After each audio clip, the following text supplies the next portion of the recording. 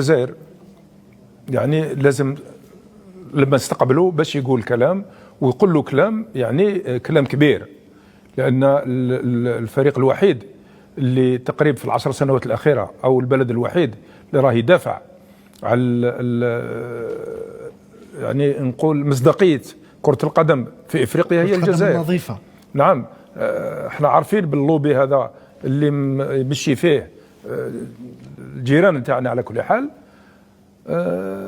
هاو دخل هاي النتيجة هي أنه مهزلة، تبهديل كبير عبر العالم اللي ما كانش يسمع بالكرة الإفريقية يسمع بها، ولكن سمع في الاتجاه السلبي مش الإيجابي.